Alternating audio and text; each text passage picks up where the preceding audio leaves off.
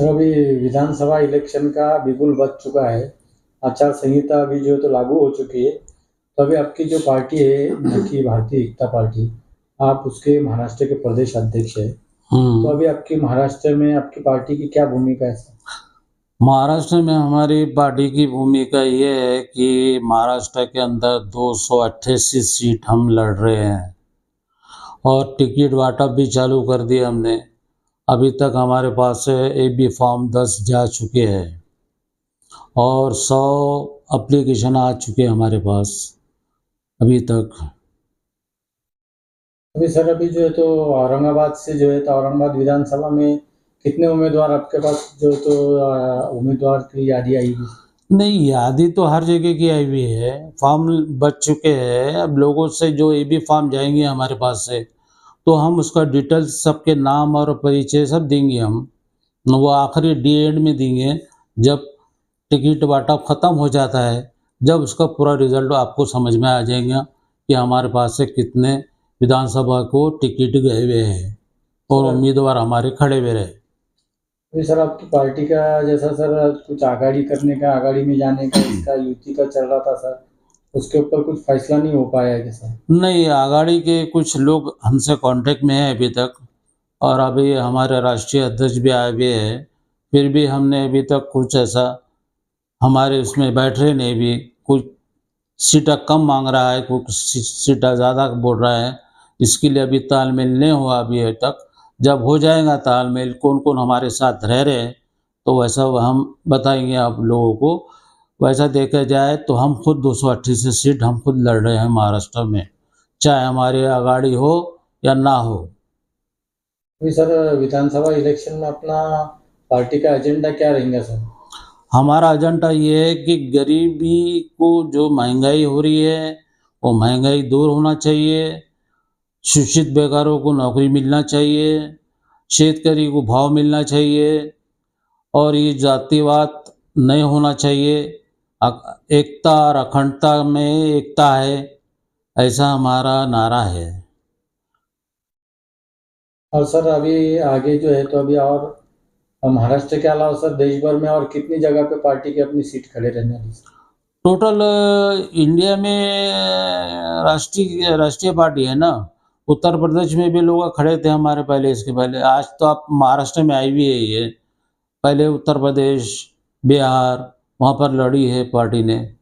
Sir अभी लोगों में कुछ चर्चा है सर कि आप भी जो है तो एक औरंगाबाद के उम्मीदवार है, इस पर आप क्या कहेंगे सर? नहीं, मैं लड़ रहा हूँ नहीं, मैं उम्मीदवारों को खड़े कर रहा और जनता में वो जागृति लाना चाह रहा हूँ मैं, जिनको टिकट नहीं मिलता है दूसरी पार्टियों से, जो चाहते थे बहुत कि हमको आमदार बनना है, इलेक्शन लड़ना है, ऐसे लोगों को, नौजवान लोगों को, नए लोगों को हम टिकट देने वाले हैं।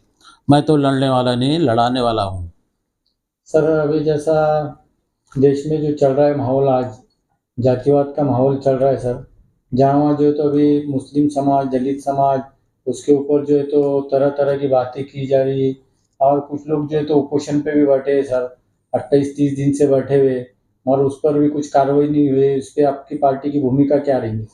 देखिए, जो उपोषण को बैठे हुए लोग, अब उपोषण से बैठ के करो मतलब नहीं है, क्योंकि हमको रोड जाम करना, अगर सब हम मिलके, दलित मुसलमान सभी मिलकर रोड जाम करेंगे और एकता पे रहेंगे, हम सब मिलकर एक साथ रहेंगे, तो जब कई गवर्नमेंट हमारा सुनेंगे, वरना गवर्नमेंट सुनती नहीं है।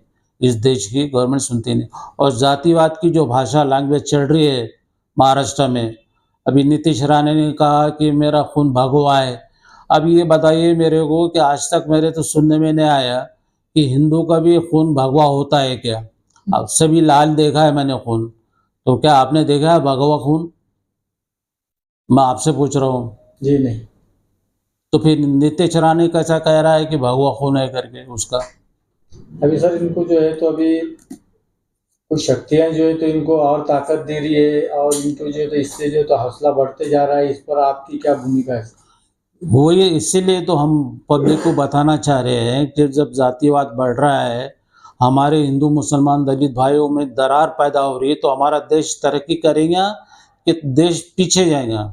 इसीलिए हम इसके लिए आवाज़ उठा रहे हैं कि देश की तरक्की के लिए हम ये पार्टी को लॉन्च करें यहाँ औरंगाबाद शहर में, महाराष्ट्र में, और इससे हम नया बदलाव लाना चाहते हैं और जातिवाद को ख़त्म करना चाहते हैं। हमारा ऐसा उद्देश्य है। सर जनता चाहती है सर कि जैसा आज जो है, तो अगर ये शक्तियों को अगर ख़त्म करना है तो आपकी पार्टी भी जो है तो आघाड़ी के अंदर, उसके अंदर शामिल होना चाहिए। इसमें आप क्या कहेंगे सर? अगाड़ी के तो देखिए ना अपने लोगों ने कितने अगाड़े बन रही है और अगाड़े बन के टूट रही भी है, और ये अगाड़ी की वजह से तो जातिवाद हो रहा है। ये जो सेकुलर बोलते थे हमारे को, अपने आप को, और वो अगाड़ी के साथ मिलकर सेकुलर को जातिवाद बन जा रहे हैं। हाँ? जैसा बाबा सिद्दीकी का आज लगा, इतना बड़ा नेता, इतना सादा सीधा नेता वो, हाँ, बाबा सिद्दीकी, उसको जो सुरक्षा दी गई थी, तो उसकी सुरक्षा की पुलिस कहाँ थी? वो कहाँ गए वो लोग? और कैसे क्या गोली चली इसके ऊपर?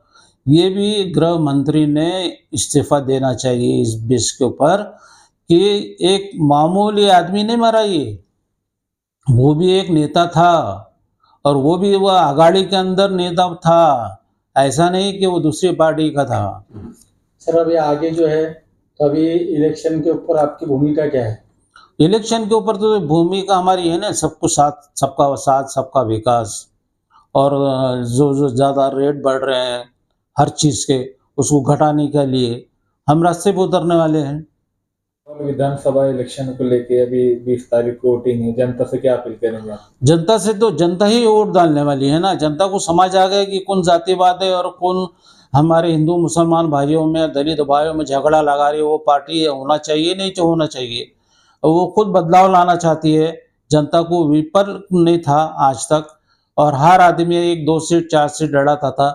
हम देखना चाह रहे हैं कि भाई हम 288 सीट लड़ना है, और हम मैदान में उतरे हुए हैं। लोकसभा में वोटिंग की परसेंटेज 60 से 65 थी, इस बार के उसमें कितना देखना चाहेंगे आप? 80% वोटिंग देखना चाह रहे हैं हम, 80% गिरना वोटिंग, क्योंकि हमारे नौजवान भाई भी आजकल, जो छोकरे बच्चे हैं जो 18 साल की उम्र हो गई, 22 साल में आ गए, 18 साल में, वो भी लोग इसमें वोट डालेंगे। उनको भी समझ रहा है कि हर इतनी महंगाई हो रही कि इसकी इंतहा नहीं, कि आज गरीब के घर में खाने के लिए 2 टाइम के लिए, तीसरा टाइम के लिए सोचना पड़ रहा है। एक तो बेकारी है, शिक्षित बेकार है, उनको लिए नौकरियां नहीं है। हाँ, इसीलिए महिला भी परेशान है, हर चीज़ परेशान है लोग। क्योंकि शेतकरी को देखो, शेतकरी को भाव नहीं मिल रहा है, शेतकरी को उसका अनाज का, उसको भाव मिलना चाहिए। हम उस तरह नारा हमारा ये रहेगा, सबका साथ सबका विकास। मुफ्ती सलमान नजवी साहब आज रिहा हुए, क्या कहना चाहेंगे आप? वो तो सुप्रीम कोर्ट ने आदेश दिया करके रिहा हो गए, वरना रिहा नहीं होते थे ना अभी तक। बहुत सारे लोग कह रहे हैं कि रैली का असर है। रैली वैली का कोई असर नहीं है। अब अगर कभी ऐसा रहता था तो बाबा सिद्दीकी का जो मर्डर हुआ, तो उसके लिए क्या करे तुमने? गोली चलाई बाबा सिद्दीकी के ऊपर। हाँ, जो सुरक्षा थी उसके बारे में क्या आवाज उठाई तुमने? क्या बंद करे तुमने? अभी तक कुछ नहीं किए। बातों से दुकान नहीं चलती कभी भी, कोई भी चीज उसके भी लिए बलिदान देना पड़ता है। और तुम दे रहे थे किसको ले आके? जो रैली निकाले तो किसको देने वाले थे? क्या बोल के ले गए थे आपने लोगों को, जनता को, कि हम उसका शिंदे साहब का हम घेराव करेंगे और उसके हाथ में देंगे? दिए किसको आपने? पब्लिक को बेवकूफ बना दिया आपने, और क्या किए?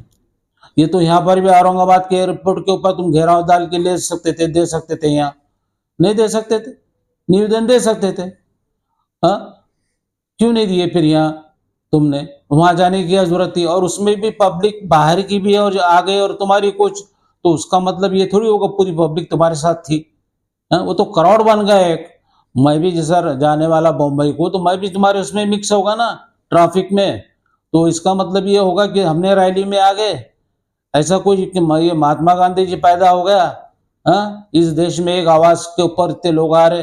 ये सब मिली जुली है, ये बातें हैं, पब्लिक को बेवकूफ बनाना है, और बाकी दूसरा कुछ नहीं था। लाडली बहन योजना को कैसे देखते हैं आप? जो बहुत सारी लेडीज से खुश हो रही कि उनके खाते में पैसे आ रहे हैं। ये इलेक्शन का पीरियड है भैया, और हमको उनको उनकी सीटा चुन के आना करके लालच दे रहे हैं। जनता भी होशियार है, जब तक जितने पैसे आते आन दो बॉडी वो, और उनका हाथ उनको बताएंगे। शिंदे साहब कुछ मुख्यमंत्री बनने वाले नहीं नेक्स्ट टाइम। ना फडणवीस मुख्यमंत्री बनने वाले, ये अपना चैलेंज है, मेरा आह्वान है दोनों को भी, शिंदे साहब को भी और फडणवीस साहब को, कि मुख्यमंत्री ये बनने वाले है ही नहीं। ये मेरी भविष्यवाणी लिख लो आप। तो कौन बन सकता है आपके साथ? को भी बनेगा, पर ये दो तो नहीं बनने वाले। सर आपका नाम बोलिए सर। मेरा नाम शेख खलील चौधरी है, मेरा नाम। भारतीय एकता पार्टी का मैं महाराष्ट्र का प्रेसिडेंट हूँ। Subscribe now and press the bell icon. Never miss an update.